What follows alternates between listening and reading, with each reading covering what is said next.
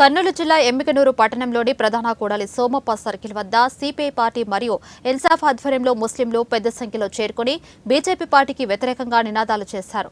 ఈ సందర్భంగా ఎమ్మికనూరు సిపిఐ పట్టణ కార్యదర్శి రంగన్న మాట్లాడుతూ మూడవసారి అధికారం చేపట్టిన ఎన్డీఏ ప్రభుత్వం దేశంలో మత రాజకీయాలు చేస్తూ దేశాన్ని విచ్ఛిన్నం చేయాలని చూస్తుందని, వర్ఫ్ సవరణ చట్టాన్ని తీసుకువచ్చి ముస్లింల ఆస్తులను దోచుకోవాలనే కుయుక్తుల పన్నుతున్నట్లు ఆరోపించారు.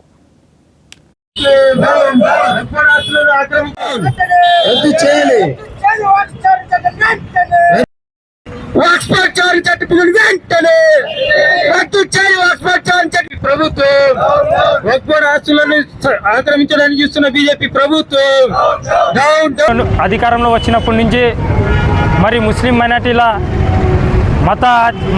మతాచారాలలో జోక్యం పైన ఈరోజు జోక్యం చేసుకోవడం జరిగింది. మరి చూసినట్లయితే ఈరోజు బీజేపీ ప్రభుత్వం మరి వక్ఫ్ బోర్డు యొక్క ఆస్తులను ఆక్రమించడానికి, మరి ఆ ఆస్తులను మరి ప్రైవేట్ శక్తులకు ప్రైవేటీకరణ చేయడానికి ఈరోజు బీజేపీ ప్రభుత్వం పూనుకుంది.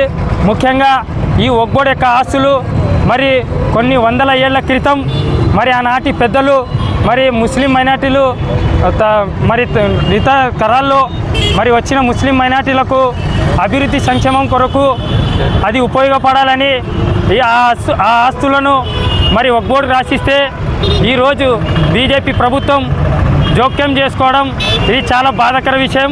ఇది ముఖ్యంగా ముస్లిం మైనార్టీలకు అన్యాయం జరిగే విధంగా ఈరోజు బీజేపీ ప్రభుత్వం చూస్తుంది. అదేవిధంగా దేశంలో 9.50 లక్షలు ఎకరాల భూములను ఈరోజు స్వాధీనం చేసుకొని మరి ప్రైవేట్ శక్తులైనటువంటి మరి పెద్ద వారికి చేతులు అప్పగించడానికి ఈరోజు బీజేపీ ప్రభుత్వం చూస్తుంది. మరి ఈ విషయాన్ని మేము ఆందోళన కార్యక్రమం ద్వారా తెలియజేస్తున్నాం. దీనిని ఉపసంహరించుకునేంత వరకు పోరాటానికి మేము